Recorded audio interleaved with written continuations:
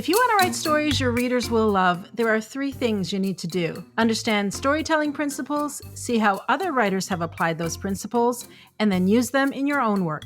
Here on the Story Nerd podcast, our goal is to demystify story theory. We'll help you with the first 2 steps so that you can get started with the third.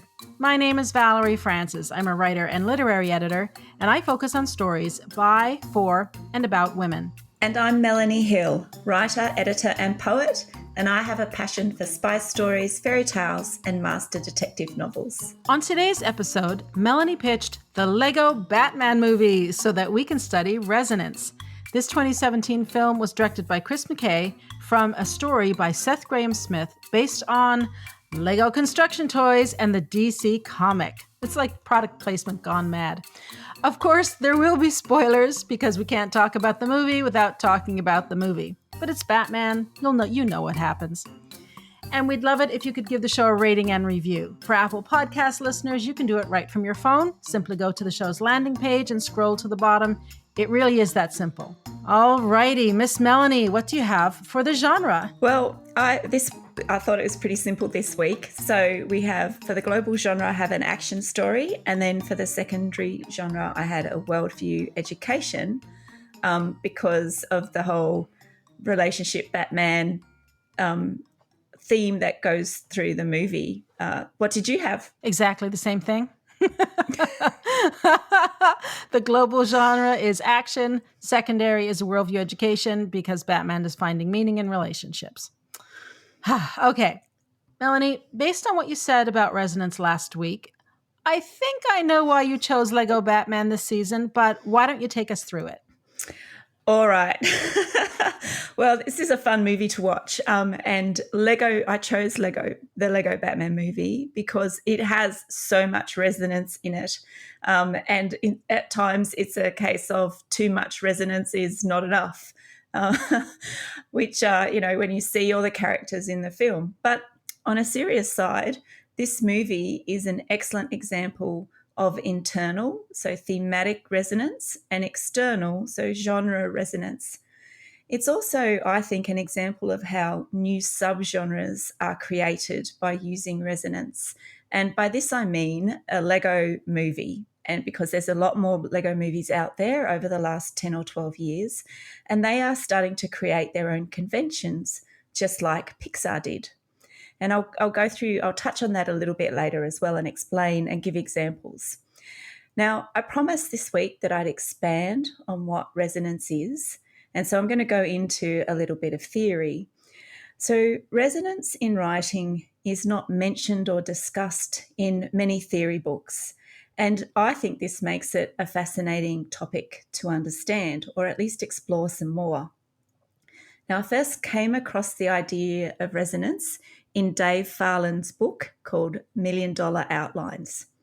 And he pointed readers to his other book, Drawing on the Power of Resonance in Writing, which I've also read and I have. And this builds a pretty good case for why writers need to understand what resonance is.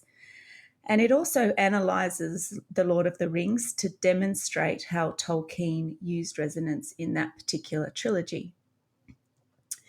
So what is resonance? Well, last week I gave the following New Oxford American Dictionary definition of resonance, which is the ability to evoke or suggest images, emotions, and memories. So how does it work? Well, resonance is like a refrain is in music. And a refrain is something that it repeats itself throughout a song. So each time something is repeated, the message of the refrain becomes stronger and more significant. In classical music, we often hear the same notes played over and over again at different tempos with different instruments and at different volumes. And so the refrain resonates throughout the piece of music or through pieces of music. This also happens in story. So stories draw from what has gone before. And one story is the basis for another and so on. So readers, if they like a particular story, seek out similar stories with the aim of recapturing or reliving the feeling they experienced in the previous novel. Now, our imaginations are not the infinite vessels that we might think they are. They can't necessarily create things out of thin air. Instead, our minds store bits of information that are recycled and mixed in with other information during the creative process. Of course, this is a simplified version of how the brain creates, but the important point to note is that your subconscious draws from the stories that you've read before to create the story that you are writing now. And it comes from somewhere within your mind and your memory. Now, writers may or may not realize that they are doing this because there's a vast library in our head that we use and that we gather throughout our lives. Or, we can sometimes draw from our own experiences or feelings and emotions that we've had. And this is exactly what we're doing when we're writing. We're drawing on that information to create a new story. Now, I'm guessing that if you're a writer, then you're a reader too. And you will have a type of story that you love and some that you don't. So for me, I love a good fairy tale and spy stories, but I don't enjoy horror stories. And I look for the stories that I like and I avoid the stories that I don't like. And I think we all do this. So why do we do it? Well, readers feel powerful emotions when a book resembles previous books that we've read and loved. So readers feel those powerful emotions when a book they're reading resembles their lived experience. And readers feel powerful emotions when they read a story that meets their emotional needs. So this could be escapism, adventure, or love. So here is a quote from page 6 of Drawing on the Power of Resonance in Writing. All successful writers use resonance to enhance their stories by drawing power from stories that came before, by resonating with their readers' experiences, and by resonating with their own works. End quote. Now, Farland proposes that there are 3 types of resonance. There's genre, life, and emotional needs. Now, genre, and I'm going to use the widest possible definition of genre, and by doing this, I mean the type of story. So this could be, alien love stories or superhero stories. So I'm using a very broad definition there. Then life. So people read and relate to stories that resemble their own life experience, and we can sometimes focus on people of similar age, gender, nationality, and life experience. And then with emotional needs, we often choose a particular type of story because we are seeking to relive a positive emotional experience, but also see ways that maybe the problems that we're facing have been solved by other stories. And we've talked about this before in previous episodes. Now, there are many ways to create resonance in your writing, and we'll explore this throughout the season. Now, I chose this movie to kick off my study of resonance because, like I mentioned, it has such a smorgasbord of elements to choose from. So here are some of the genre elements that the Lego Batman movie uses. And I'm going to list those out, but I've also picked some of the older stories to link it through to the genre to show how Lego Batman has drawn from them, or to give you a sense of how far back some of the conventions that we expect go in literary history, I suppose. So we have the Man in Black. So I've referred to this in last week's episode, which is a nice coincidence, I think. We also have the vigilante story, which, if we think about it, Robin Hood is a good example of the vigilante. We have sidekicks. So we have Sherlock Holmes and Watson with Batman and Robin. We obviously have superhero stories, and comic books are really good references for the conventions that we expect in superhero stories. We also have a hero with a secret identity, and the Scarlet Pimpernel is a really good example of when this first came into popular fiction.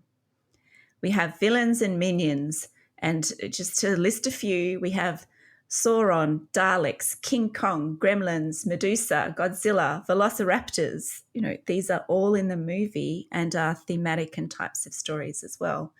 And of course, we have good versus evil. And, a prime example of that would be the Bible. Now, Batman's stories have been retold many times. And I mentioned the comics before, but there's also been screen versions, which are all referenced by Alfred in Lego Batman. The skins of the characters in this movie are taken from various iterations of the Batman franchise. And if you've been watching them, you'll recognize them in the movie. Batman has been reincarnated so many times that it even has its own conventions, such as Gotham City, the multitude of Bat vehicles, the utility belt, and of course the villains like the Penguin, the Joker, and Catwoman. And of course, there's Robin and Alfred as well, because it would not be Batman if Robin and Alfred weren't there too. So the Lego Batman character was first brought to life in the Lego DC superhero movie. But it was the 2014 Lego movie that delivered us Will Arnett's version, which we see in this movie that we're analysing. Now, the Lego movie also introduced us to the idea of the master builder, and Batman is a master builder. Now, master builders, in case you don't know, have the ability to build anything out of bricks without using the instructions. Batman uses this newer Lego movie convention in Lego Batman, and we see him do this at Commissioner Gordon's retirement party. But it's also used to show part of Batman's transition from a lone vigilante, to a team player when he starts to teach Robin how to be a master builder when they visit Superman's fortress. So it's this internal shift, or the hero's journey, which Valerie has discussed in many episodes, which is key to the thematic resonance within the story. So it has external and internal resonance.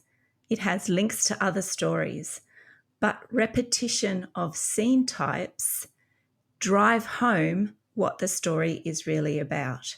And this is where the resonance type called emotional need comes into storytelling. Now, I want to draw out the comic vigilante story in the Lego Batman movie and its conventions. Now, a vigilante is involved in the act of enforcement, investigation, or punishment of perceived offences without legal authority. And vigilantes can be good or bad depending on the type of story you'd like to tell. Now, vigilantes are usually driven by some sort of sense of moral injustice, and Batman, in his origin story, swears vengeance on all criminals after witnessing the murder of his parents in Gotham City. Vigilantes usually work outside of the law, so Batman actually works to help conventional police services in Gotham City, as evidenced by the Bat phone and the Bat signal.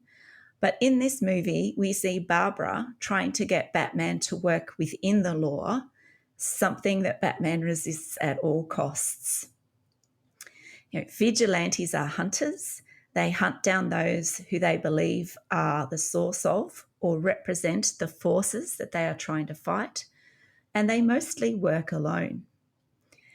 Now, this is where the external expectations of Lego Batman start to cross over into the theme of the story. We see the repetition of the Batman works alone idea throughout the movie, and it's repeated in dialogue, it's repeated in his actions, and it's used in the major turning points of the story as well. In fact, it's Phyllis from the Phantom Zone who says to Batman, after she's scanned him, and I quote, "You can't be a hero if you only care about yourself. You're not a traditional bad guy, but you're not a good guy," end quote. And this is the fundamental human truth the Batman movie taps into.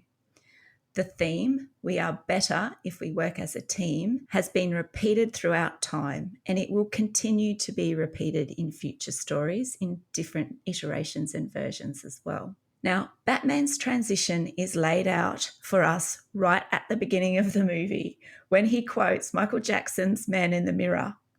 This song is also sung or at various places in the movie, and we also hear small parts of the riff as well. And this is how internal resonance around the themes of loneliness and family work in Lego Batman. Now, I'm going to list out how, particularly the first part of the movie, the themes or the points of the story that repeat but focus on family and loneliness. So we see Batman fighting Joker, and he refuses to recognize the symbiotic relationship that he has with Joker. He lets the Joker go so he can save Gotham City, and then he's adored by the population, but he still goes home alone. He eats alone, he watches movies alone, and he stares at photos of his mother and father alone. Alfred tells him that it's time to face his greatest fear, and that is being part of a family again. And when Alfred says that, Batman has a bit of a tanty. Bruce Wayne, so also Batman, goes to the Commissioner Gordon's retirement party. When he's distracted, he agrees to adopt Dick Grayson, one of the boys from the local orphanage. Now, the Joker and Batman fight at the party. Batman stomps on Barbara, who is trying to work with Batman. The Joker removes himself from Batman's life, and Batman is lonelier than he's ever been. And we hear and see this with the use of the song, "One is the loneliest number that you'll ever do." Now, Alfred acts like a parent and tells Batman to raise his son, which is Dick Grayson. So Batman at this point is no longer alone, but he refuses to acknowledge any need or connection to Robin, or Alfred for that matter. Now, this continues on, so his denial continues on until it's clear that Batman, Robin, Babs, and Alfred make a great team. But Batman's fear of losing his new family causes him to double down on being alone, and he sends them away. So we can see how the internal resonance is a repeat of similar types of scenes, but with an escalation of stakes as the story progresses. Joker shows Batman that every good hero needs a villain. Robin shows Batman that he could have a son. Alfred is Batman's father figure, and Babs is representative of teamwork. Now, Lego Batman is a movie that packs a lot of resonance in 1 hour and 44 minutes. And I'm actually living proof that resonance works in this movie. I love Lego. My granddad gave me my first Lego set when I was 8, and he gave my brother his first Lego set when he was 7. And we played with space Lego for hours and hours as children. So watching Lego movies brings back those feelings for me, and I've also imparted a love of Lego in my children. We have boxes and boxes of it in our house, and that alone is a testament to the power of resonance in a Lego movie, let alone a Batman movie that includes all the great literary and movie villains of the 20th century. Resonance is the most powerful tool you can use to create stories your readers will love. And there's so much more I could say about this movie, but I'd like to know what you thought about it, Valerie. Yeah, we had Lego growing up as a kid too, and I do love them, except when I step on them in my sock feet. Then I'm not a great fan. And my son is 23 now. He's about to turn 24. And if he had been the target age for this movie, this movie would have been playing in my house a lot, and I would have had to buy all that Lego. All right. This season, I'm talking about plot structure. So that's arc plot, mini plot, anti-plot, all that kind of stuff. Lego Batman's arc plot. Surprise, surprise, surprise. And it's a terrific lesson for us all in the importance of understanding our genre. I just want to say that first, because this movie knows exactly what it is, and it does it really well. It's mostly action sequences, but the story continues through those action sequences. Now, contrast this to some of the other action stories we've studied on the show so far. And I'm thinking of Dune, Star Wars, Skyfall, and I'm sure there are others. And in those movies, the film is mostly spectacle. There's tons of action sequences, but the storytelling stops while the action sequences happen. In Lego Batman, that's not the case. The story is continuing through the action sequences. And I thought that was really interesting. I was fascinated to see how they did that. Children's movies tend to be shorter than adult movies because children's attention span is shorter, typically. However, honestly, I think that adults right now have a very short attention span as well. So really, no matter who you're writing for, adults or kids, there's no time to waste. You got to get into the story. You got to keep it moving. Now, the other thing to keep in mind here is that often action stories don't have any internal genre. And by that, I mean that the main character is the same at the end of the story as he was at the beginning. But in Lego Batman, the creators are actually using the action sequences to help develop Batman's inner journey. Yeah, of course it's on the nose. Of course it is. But this is a kid's movie, and kids don't have the same experience with stories or with the world that we do. So the storytelling is bolder. Now, that said, there's still plenty of jokes in there for the parents. They have not forgotten the parents. Uh, like all the previous incarnations of Batman, which I thought was pretty funny. The ninth ab, that was pretty funny. And in terms of the plot structure, which is what I'm studying this season, there's no doubt that the structure of the story is an arc plot structure, and it's solid, rock solid. If you're new to the hero's journey, this is a good film to study because the stages of the hero's journey and the archetypes are very clearly drawn and easy to see. It's therefore also a prime example of the arc plot story as outlined in Robert McKee's story. And that's one of my main references this season. I went over this in the what makes an arc plot story. I went over this in great detail last week in Men in Black, but let me go through them quickly here again. First, there's clear causality. For example, Richard Grayson, or Dick Grayson, shows up at Wayne Manor because he believed that Bruce Wayne had adopted him. Now, why did he believe that? Because of the previous scene at Commissioner Gordon's retirement gala. And there, Dick, who is a child, he's an orphan, he reveres both Bruce Wayne and Batman. He's asking Bruce for advice and guidance. His questions are in earnest. He's innocent, and he believes that Bruce is giving him genuine answers to his genuine questions. He doesn't understand that Bruce is trying to brush him off. So, because of what happened at Commissioner Gordon's retirement gala, that's the cause. The effect is that Richard Grayson, Dick Grayson, Robin, whatever you want to call him, shows up at Wayne Manor. So that's clear causality, a cause and effect statement. One thing happens because another thing happened. Arc plot stories also have a closed ending. And honestly, Lego Batman, the ending here is about as closed as it can possibly be. They even lean into that and play it up. This whole business of a closed ending. And this is with the snake clowns at the end. You've got Batman's voiceover saying, quote, "All important movies end with a white screen and tying up loose ends like this snake clowns bit." The tying up all the loose ends, that's what you have in a closed ending.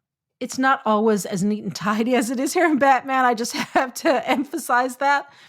But this is as bold an example as you're ever going to find. The next point is linear time. And yes, this story runs chronologically with no flashbacks. But there is a photograph of Bruce's parents standing at Crime Alley, which I thought was funny, which is a memory. So it's not a flashback, but it's a memory suggesting Bruce's backstory for anyone who doesn't know. And the children might not know. And there are several references to previous Batman movies and the shows, which Melanie is resonance, right?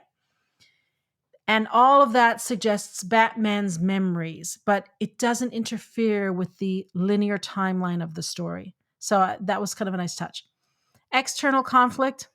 Yep, sure is. Lots of it. Like I said, this film is mostly action sequences, but they do a good job of highlighting Bruce's inner conflict. Again, it's mostly with on the nose dialogue and visuals like the family photograph.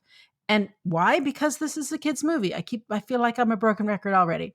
Another component of the arc plot story is a single active protagonist, and this is obviously Batman.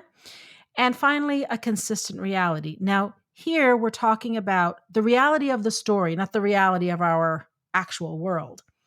I talked about this last week, but I really want to emphasize it again because it is that important.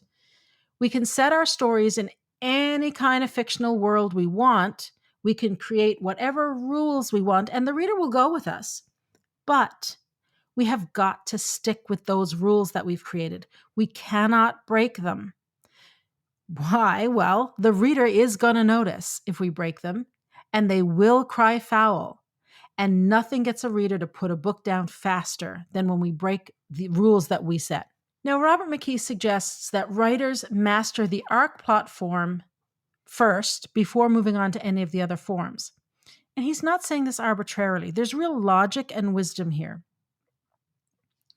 There are a whole lot of novelists and memoirists who say that they don't care if they ever sell a copy of their book because they think that somehow the desire to actually earn a living is arrogant, or they think that if they want a book to be commercially viable, like that's somehow vulgar or somehow devalues the art or robs them of their artistry.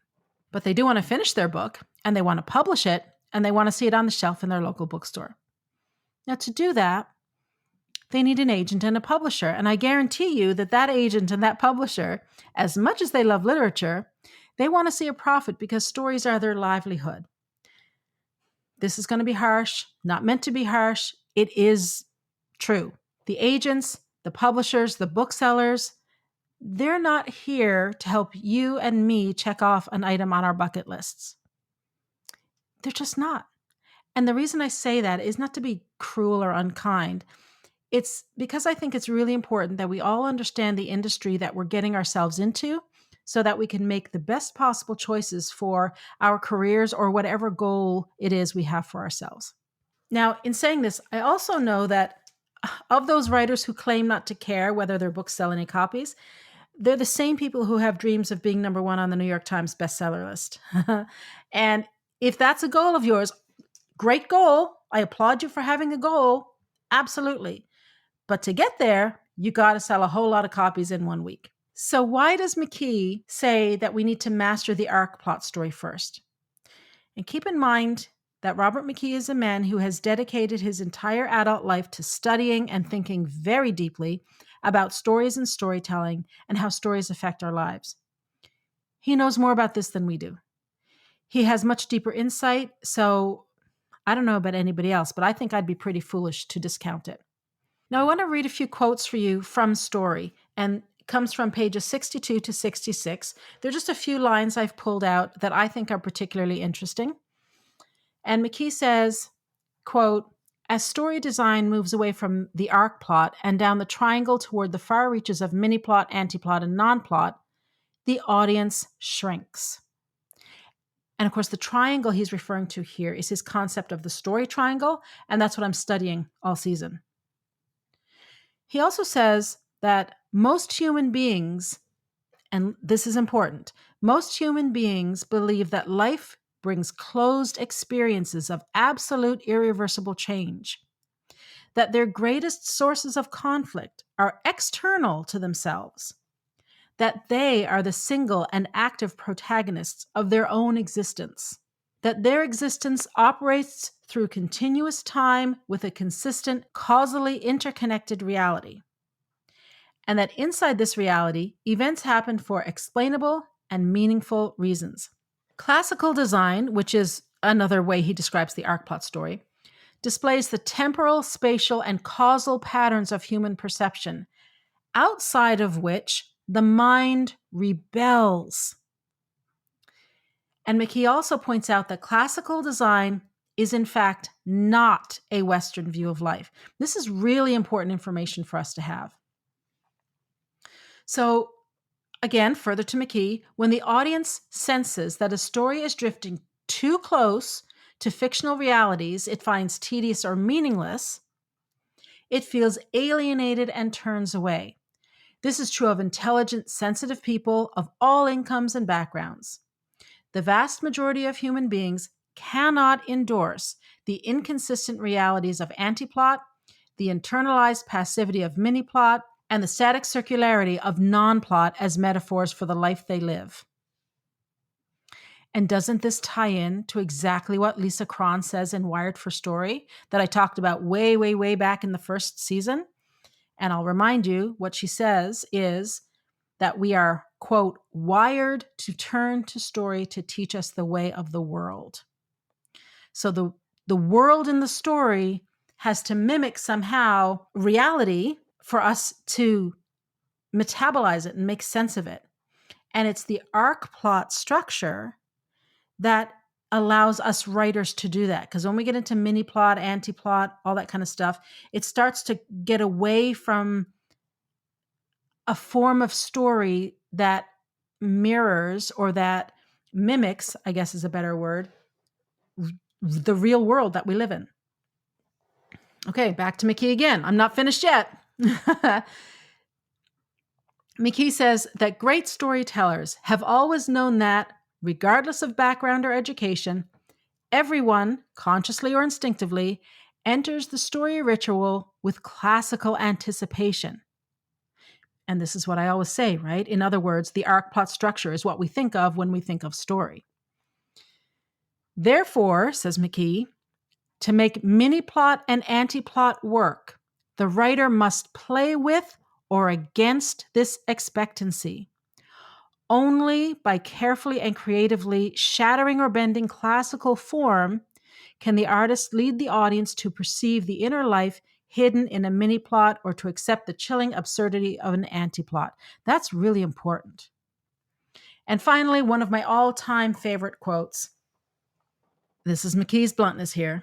He says, "Don't kid yourself that you understand arc plot because you've seen it in the movies. You'll know you understand it when you can do it.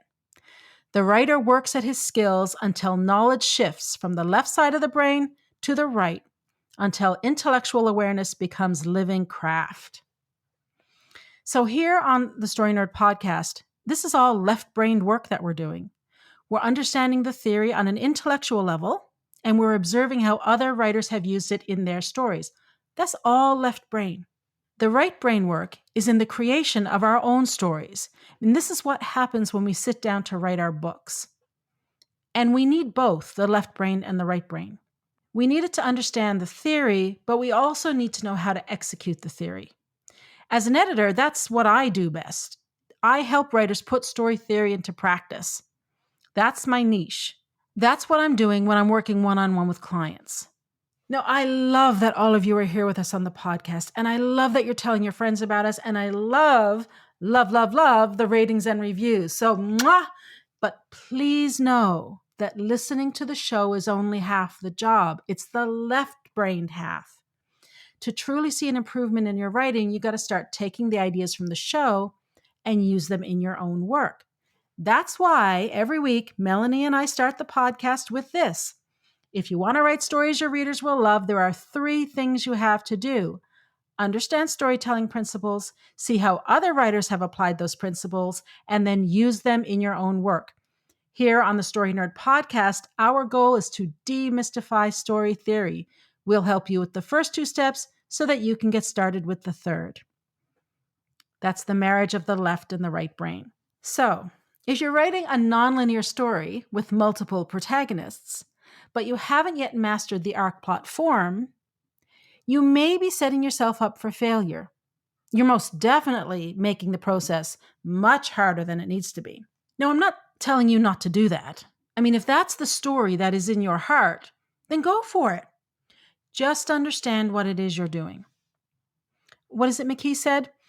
Everyone enters the story ritual with classical anticipation, which is they expect an arc plot story. When they think about story, they think of an arc plot story. So, to make mini plot and anti-plot work, the writer must play with or against this expectancy. Only by carefully and creatively shattering or bending classical form can the artist lead the audience to perceive the inner life hidden in a mini-plot or to accept the chilling absurdity of an anti-plot.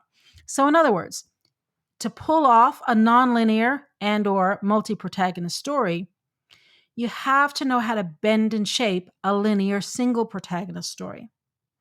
And if you can't already write a damn good linear single protagonist story, then instead of starting at step 1 and going to step 2, what you're doing is starting at step 1 and jumping to step 50 without any knowledge of what's in between. And since each step builds on the one before it, jumping directly to step 50 is really hard. It is. So if your brain feels like it's melting sometimes, it probably is. And this is why we end every episode with the phrase, take it one step at a time. So all of this to say, if you truly do want to see an improvement in your writing, make sure you're using the theory, put it into practice. Now, you don't have to take all of the ideas that Melanie and I talk about and use them all at once. Just latch on to one idea at a time and get that one idea working. If you do that, your writing will improve. Come on, you can do it. I know you can. I know you can. And Melanie, you and I can do it too. And speaking of taking an idea and putting it into action, how's this for a segue? Melanie, what do you have for today's action step? Can I just add before I go on to that, is that, arc plot stories repeated and evolved into, I think, what has become mini plot and anti-plot stories. So again, there's a level of resonance right throughout time that we can see iteratively changing things and morphing them to become something new. Anyway, I was just thinking that while you were speaking, and you can see how powerful that resonance is and that drawing from things that have gone before. And that's why I think it's such a fascinating area to study, but one that's really not written about at all. All right, on to the action step. So this week, I want you to familiarize yourself with the best-selling books in your chosen genre. Have you read them? And if so, start pulling those books apart and really study them. Study everything from the cover to the black blurb. Know what makes those books tick. If you haven't read the best-selling books in your chosen genre, well, you have some work to do. And that wraps it up for this week. Join us again next week when we discuss The Accidental Tourist. To support the show, please leave us a rating and review and tell your writer friends about us. For access to writing templates and worksheets and more than 70 hours of training, subscribe to my Inner Circle by visiting valeriefrancis.ca/inner circle and follow me on Twitter and Instagram at Valerie_Francis. If you'd like to find out about books to help you read like a writer, visit Melanie on Facebook and Instagram under Melanie Hill Author, or find out more about her at melaniehill.com.au. And remember, story theory doesn't have to be difficult. It's a tool to help you write more, not less. So take it one step at a time, remember, and have fun.